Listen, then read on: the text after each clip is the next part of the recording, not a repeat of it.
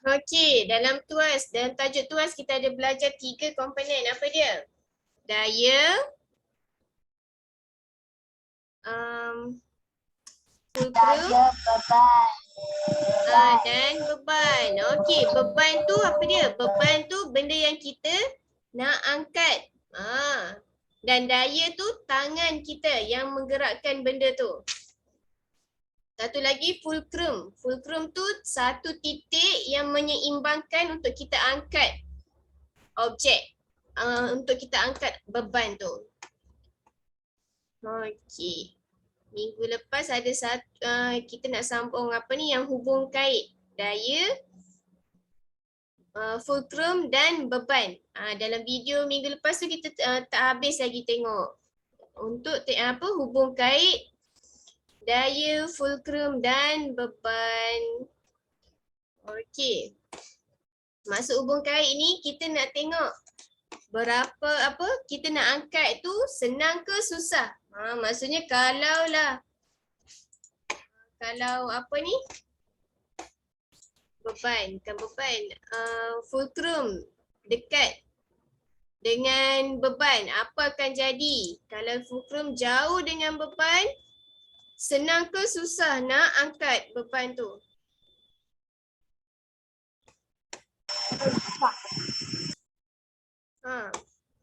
Kalau jongkan-jongkit dia stabil, fulcrum di tengah-tengah. Okey, tapi kalau ada fulcrum dekat dengan dekat dengan beban, senang ke susah? Contoh macam kita nak angkat batu. Contoh kita nak angkat batu. Okey, macam ni. Kita nak angkat batu. Ni benda dia tu, kita nak cungkil naik. Senang ke susah? Kalau jauh, jarak macam ni, senang ke susah? Okey, sekarang kita tengok.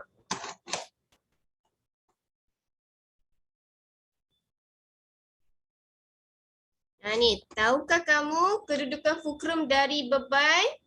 Fulcrum yang mana? Fulcrum ni yang tengah ni, yang tak bergerak. Okey. Kalau fulcrum dari kedudukan fulcrum dari beban tu mempengaruhi daya. Daya tu yang kita nak tekan tu. Mempengaruhi daya yang diperlukan untuk mengangkat sesuatu objek. Okay, contoh tengok yang ni. Situasi yang pertama ni. Dua orang pemuda sedang cuba mengalihkan seketul batu besar yang menghalang laluan dengan menggunakan sebatang kayu. Okey, dua orang ni nak angkat batu besar ni. Tengok dia guna, kalau kat sini, dia guna apa? Dia hanya ada beban. Batu ni sebagai beban sebab dia nak angkat, alihkan daripada laluan tu. Kayu yang diguna, tengok tangan yang dipegang ni sebagai apa? Sebab dia nak cungkil tu. Tangan dipegang sebagai daya. Tapi dia tak ada fulcrum. Jadi susah dia nak angkat. Okey, kalau tengok yang situasi seterusnya ni. Dia dekatkan batu kecil ni dengan batu besar. Okey, batu kecil ni sebagai fulcrum. Dia dekatkan dengan batu besar. Batu besar ni beban. Tengok jarak antara beban dengan fulcrum. Dia cuba angkat. Tapi susah juga. Tak terangkat beban tu, batu tu. Okey, cuba tengok. Bila dia dekatkan fulcrum, batu ni, batu kecil dengan batu besar. Lepas tu, dia tekan, dia daya dua orang ni pegang untuk cungkil, untuk alihkan tu, barulah batu tu terangkat. Maknanya bila batu kecil dekat dengan beban ni, barulah senang untuk dia angkat beban yang besar ni. Okey, dan dia pun buat kesimpulan, apabila batu kecil didekatkan dengan batu besar, kerja mengalihkan batu besar menjadi semakin mudah. Contoh awak boleh buat pembaris dengan nak angkat pemadam. Dan awak kena letak dekat tengah-tengah tu. Apa dia? Awak boleh buat. Okey. Bila kita tengok kat sini, kesimpulan yang boleh nak apa? Yang ni. Apakah yang kamu dapat? Rumuskan tentang hubungan antara jarak beban. Jarak beban. Tengok mana beban. Ni beban batu besar. Dari fulcrum dengan daya yang diperlukan untuk mengangkat beban. Semakin dekat jarak beban dari fulcrum. Ni beban dengan fulcrum. Semakin dekat jarak dia ni, beban dengan fulcrum, semakin sedikit daya yang diperlukan untuk mengangkat beban. Jadi senanglah untuk angkat beban tu kalau fulcrum dengan beban tu dekat. Kalau fulcrum dengan beban tu jauh, dia susah nak angkat sebab dia memerlukan daya yang besar. Okey. Boleh? Boleh. Okey, kita cuba test. Ada pembaris. Ni pemadam. Pembaris. Pembaris, pemadam. Lagi satu objek yang untuk awak letak dekat tengah-tengah. Tadi awak boleh buat. Contoh Mukadimah guna ni stapler letak dekat tengah-tengah ni. Okey, cuba awak letak pembaris. Mak susah nak tulis. Okey, contoh. Awak letak kat tengah-tengah ni.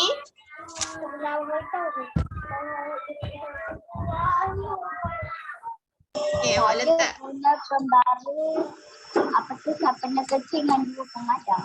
Okey. Contoh. Guna pembaris ni letak dekat tengah. Dan ni untuk awak angkat. Alamak susah. Okey. Dan ni awak nak angkat pemadam ni. Okey, contoh awak letak jarak. Pertama sekali awak letak jarak jauh. Yang ni. Fulcrum ni yang awak letak statik ni tak gerakkan. Maklimah guna stapler ni. Okey, sebab tak ada fulcrum segitiga tu, maklimah guna ni. Dan ni. Jadi, letak jarak jauh dulu. Tengok apa akan jadi. Senang ke susah nak angkat? Susah nak angkat. Jadi cuba awak letak dekat pula antara fulcrum ni. Stapler yang kat tengah ni dengan beban. Terangkat ke tak? Senang kan nak angkat? Rasa ringan. Kalau dekat, maksudnya yang ni fulcrum. Yang tak bergerak ni fulcrum. Daya ni tangan awak yang gerakkan hujung pembaris ni untuk angkat beban. Beban ni apa? Pemadam. Saya pakai dua pemadam. Boleh.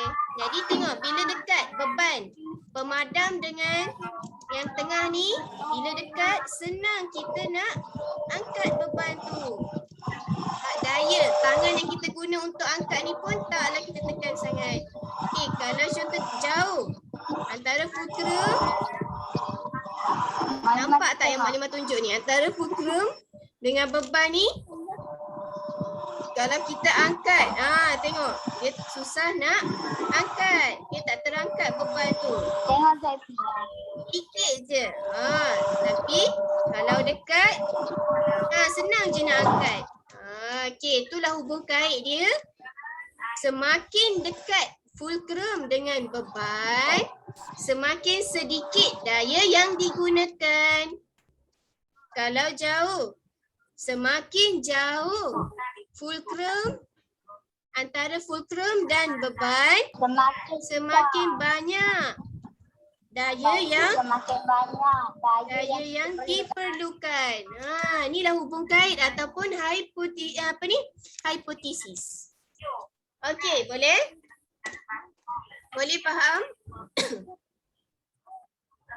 Boleh. Bagus. Ini tujuan dia yang kita buat tadi, tujuan dia menyiasat antara jarak beban dari fulcrum dengan daya yang diperlukan untuk mengangkat beban.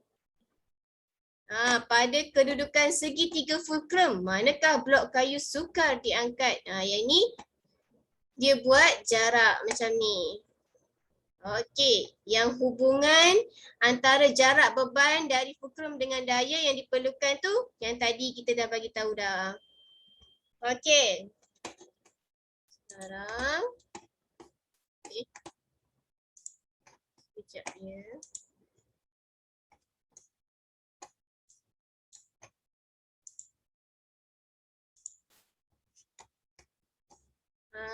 Okey, kita tengok. Kita tengok video ni.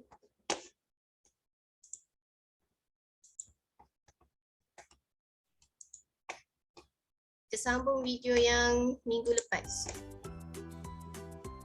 Apakah hubung kait antara beban, fulcrum dan daya? Tengok fulcrum dengan Lihat daya situasi ni. berikut. Susunan manakah yang memudahkan kita untuk mengangkat beban? Tengok ni antara beban dengan fulcrum. Apabila dekat. fulcrum diletakkan berdekatan dengan beban, sedikit daya yang diperlukan untuk mengangkat beban. So dia mudahlah untuk kita angkat bila dekat fulcrum dengan beban.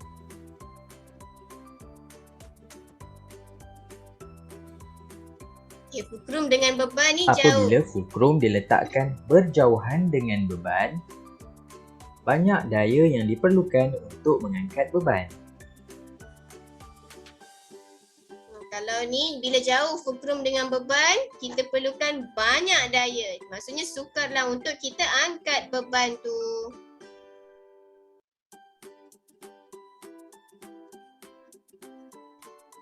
Okey. Tentukan kedudukan beban, fulcrum dan daya bagi objek-objek berikut.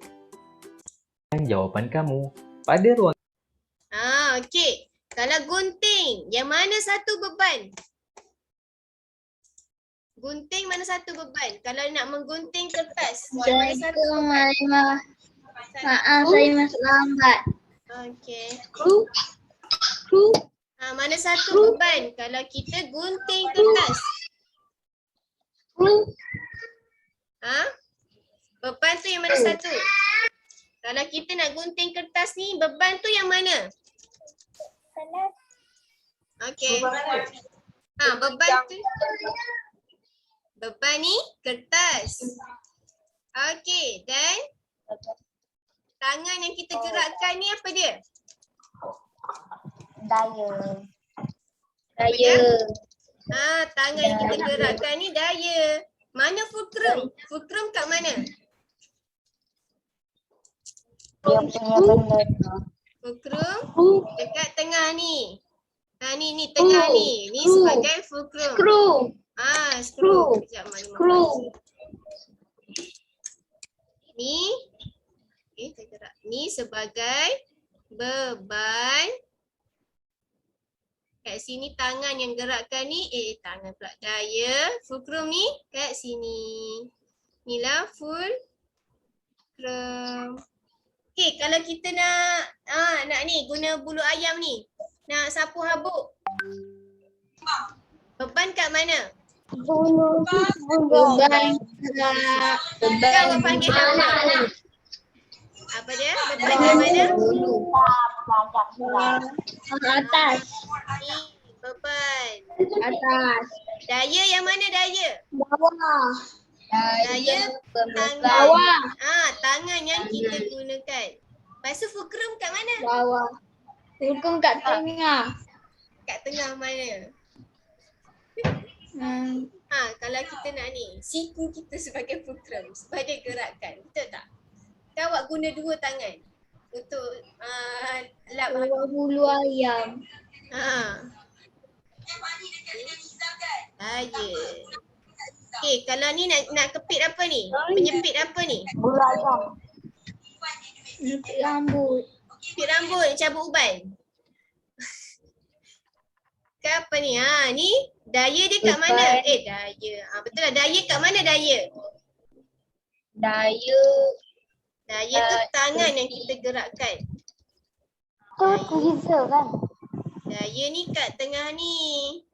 Sebab kita gerakkan dia tu kan. Ni, hujung ni sebagai fulcrum. Dan beban ni kat sini. Nanti bila nak angkat tu beban. Okey, boleh? Okey. dengan komen di bawah. Ni dah habis dah berkaitan dengan tuas. Okey. Sekarang kita nak tengok mesin ringkas. Okey, sebelum tengok video ni, cuba tengok dalam buku teks mesin ringkas. Mesin ringkas tu apa? Mesin ringkas ni apa ni? Mesin ringkas ialah alat yang membantu kita melakukan kerja dengan lebih mudah dan cepat. Ada macam-macam jenis mesin ringkas di sekeliling kita. Dalam rumah kita pun banyak mesin ringkas. Dan dia mengikut kegunaan dia lah. Contoh dia, mesin ringkas dia roda dan ganda. Pada tombol pintu kita pusing ataupun tekan ke bawah. Dia ada roda dan ganda. Roda ni yang bulat, ganda ni batang rod ni. Dan roda dan ganda ni ialah apa dia? Roda dan ganda. Aisyah, tu baca.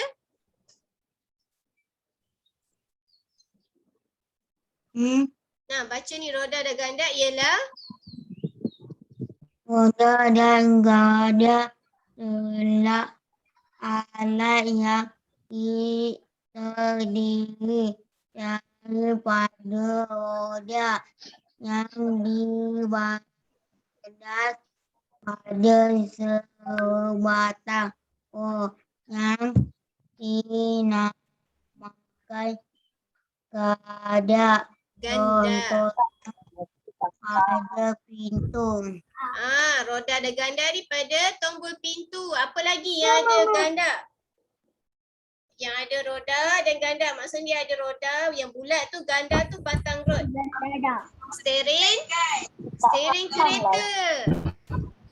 Steering kereta pun ada roda. Ia guna aplikasi roda dan ganda juga. Okey, tuas ni yang dah belajar dah. Tuas ni salah satu mesin ringkas. Mesin ringkas apa tadi? Alat yang nak bantu kita buat kerja. Contoh tuas ni penyapu.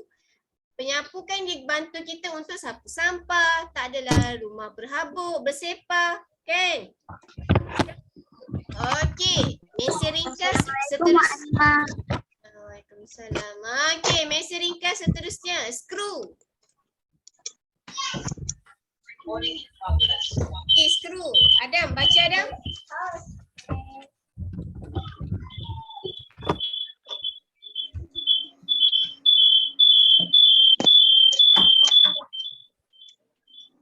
Skru ialah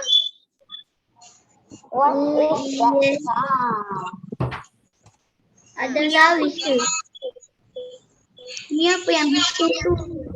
Skru ialah alat yang berbentuk silinder. Baca sampai habis. Sebenarnya beralu yang dapat dimasukkan ke dalam sesuatu ruang dengan 174. membesarkannya untuk menyatukan atau menggabungkan dua bahagian objek. Contohnya pada botol dan penutupnya. Okey, skru ni berbentuk silinder. Siapa tak pernah tengok silinder? Siapa tak pernah tengok skru? Saya tak pernah. Tak pernah? Saya tak pernah. Tengok, skru tu yang berbentuk silinder beralur. Tengok penutup botol. Dan pada botol dan penutupnya. Tak pernah tengok botol dengan penutup. Ada daripada botol. Lepas tu skru lagi ni yang mengetatkan. Contoh ni skru. Ni kita guna skru. Kita nak ketatkan. Kalau tak dia akan longgar. Okey. Ini dah contoh mesin ringkas. Roda dan ganda, tuas, skru. Lepas tu apa lagi? Okey, yang ni. Gear. Okey Alif, apa gear? Gear tu apa?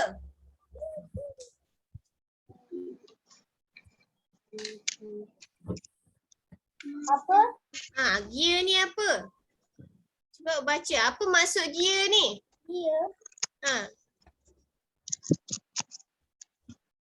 Ini. Sofia tanya muka surat berapa tadi? Malim ada bagi tahu dah 174.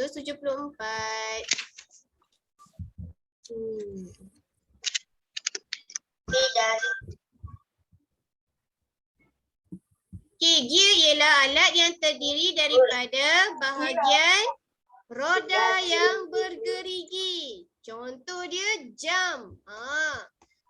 Awak pernah tengok kalau jam yang rosak tu, awak pernah tak buka kat belakang tu tengok ada gear yang menggerakkan tek tu. Pernah. Okey. Ni gear. Lepas tu takal. Takal ni apa?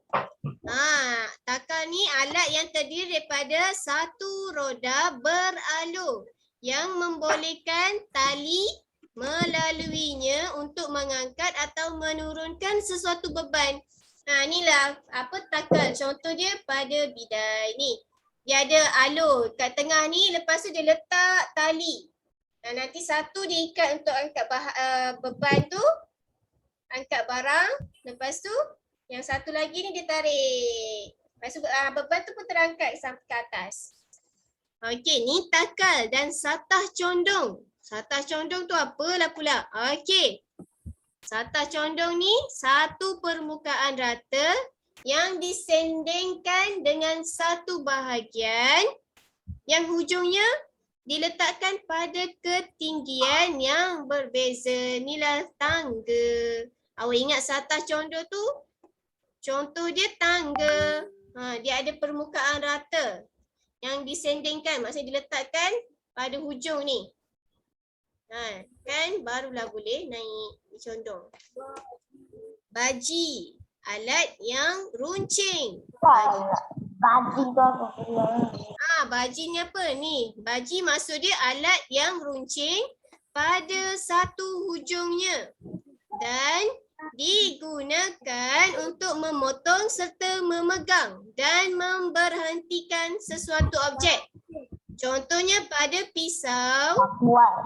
Sebab kita nak potong pada pisau tu baji, kita panggil baji. Kan? Sebab maksud dia untuk memotong, dan hujung dia tu untuk memotong serta memegang dan memberhentikan sesuatu objek. Penyendal pintu pun baji, contoh baji. Sebab dia memberhentikan sesuatu objek. Penyendal pintu kan kita tak nak bagi pintu tu bergerak macam kat sekolah kan?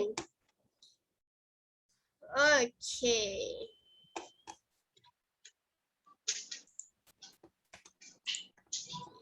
Alah, yang kat sekolah punya pun bukan tahan pun. Tapi itulah maksud, tu contoh dia baji lah. Salah satu contoh baji. Penyendal pintu tu. Okey, sekarang kita tengok. Gas.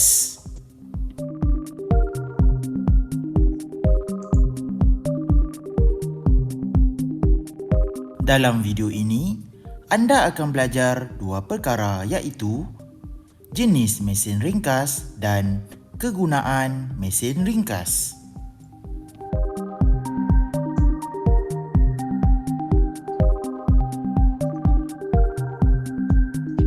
Mesin ringkas ialah alat yang membantu kita melakukan kerja dengan lebih mudah dan cepat. Terdapat pelbagai jenis mesin ringkas di sekeliling kita.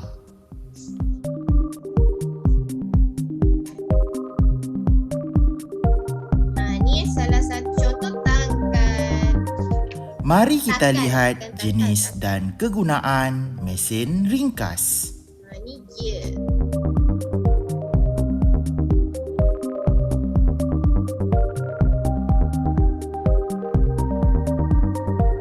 Ini roda dan ganda. Dia ada rod.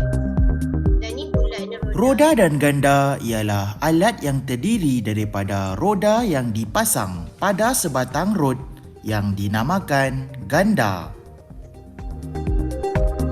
Inilah contoh roda dan ganda. Ni rod kat tengah tu. Contoh roda dan ganda ialah tombol pintu,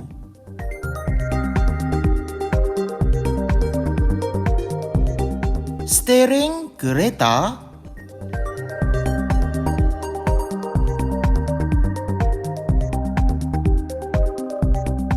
dan pilih air.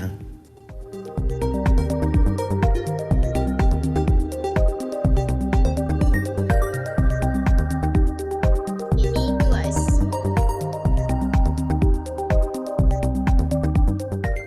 Tuas ialah alat yang terdiri daripada sebatang rod yang diletakkan di atas fulcrum untuk mengangkat atau mengumpil sesuatu beban objek. Ni fulcrum, daya, beban. Kalau tuas. Tuas tu salah satu mesin ringkas. Ni Contoh penyepit tuas ais. ialah penyepit ais, Awak sepit ais tu, bawah tu beban. jongkang jongkit, Ni contoh untuk tuas.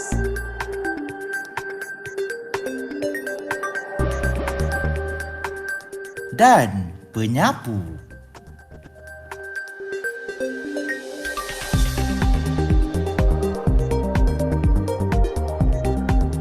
Ini skru.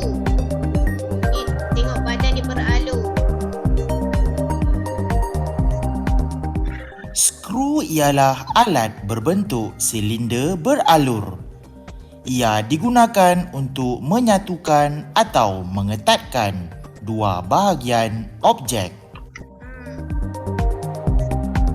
Penutup. Contoh skru adalah pada botol dan penutupnya, Boy. skru pada mentol,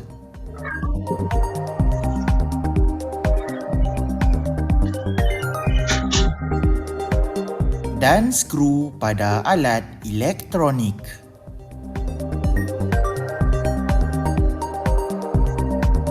Dan ni je. Tadi kita tengok dah. Roda dan ganda. Skru, tuas. Dan ni gear pula. Gear ialah alat yang terdiri daripada bahagian roda yang bergerigi.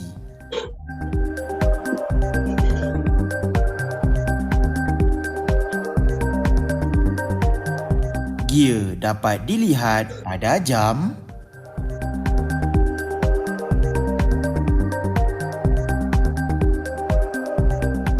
basikal, Basikal pun ada gear. Kan basikal gear. dan kotak muzik. Ya, gear tu roda bergerigi.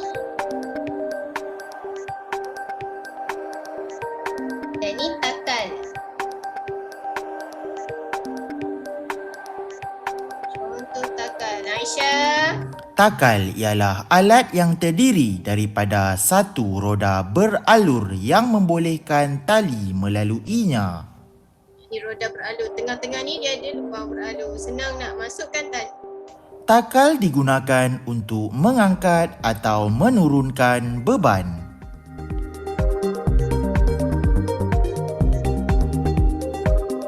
Contoh takal ialah pada tiang bendera,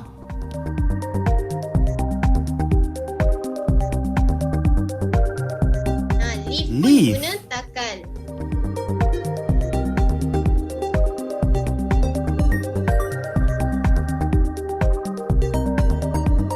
Dan crane. Dia guna takal juga nak angkat barang ke tempat tinggi. Ni satah condong. Contoh dia tangga. Satah condong ialah satu permukaan rata yang disendengkan dengan satu bahagian diletakkan pada ketinggian yang berbeza.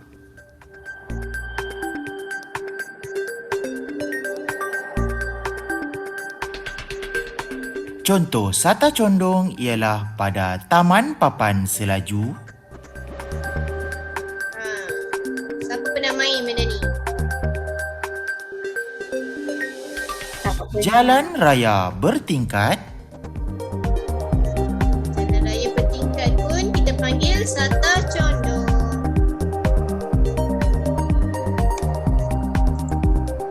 dan tangga.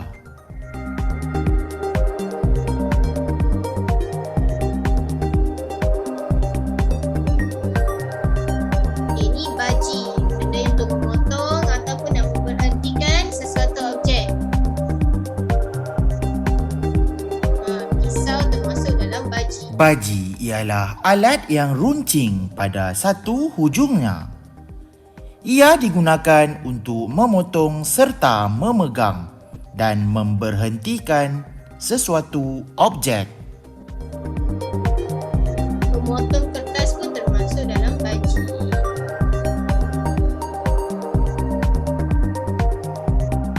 Contoh baji ialah penyendal pintu, Cangkul cangkul, masuk dalam baji juga.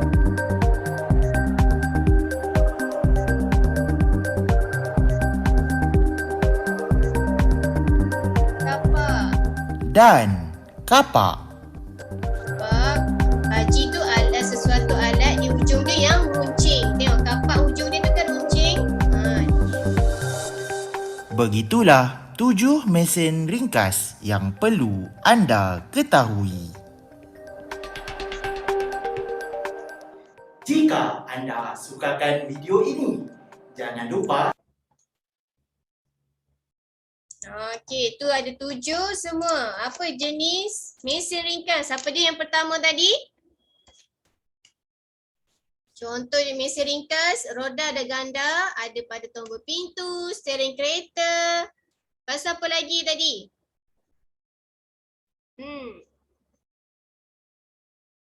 Okey. Tuas. Yang kedua, mesin ringkas yang kedua, tuas. Tuas tu yang ada fulcrum, daya dan beban. Okey, skru. Skru badan dia yang berbentuk silinder beralur. Yang ada pada penutup dan botol. Okey. Gear ni roda yang bergerigi yang ada lubang-lubang macam ni. Dia bulat tapi ada benda boleh masuk bila berselisih. Okey, dan takal. Takal ni roda yang beralur. Maksudnya yang kat tengah tu dia tak rata semua sekali. Tapi dia ada kat tengah tu beralur. Maksudnya ada ruang untuk kita masukkan tali. Yang ada pada crane. Ada apa lagi? Pada lift. Lift pun sama guna mesin ringkas ni, takal juga. Satah condong. Satah condong, tangga. Dan baji. Baji apa? Cangkul, kapak. Sebab ujung dia runcing dan boleh nak potong. Memotong dan Pisau memegang. kiri tak Mak? Apa dia? Pisau kiri tak? Pisau. Ya, pisau pun termasuk sekali sebab hujung dia runcing. Apa lagi yang runcing? Kapak, cangkul. Gunting termasuk dalam tuas, mesin ringkas tuas. Okey, itu sahaja 7 jenis mesin ringkas dan kegunaan dia. Okey. Itu saja untuk kelas kita hari ini. Okey, kita baca doa. Kita baca doa selepas belajar.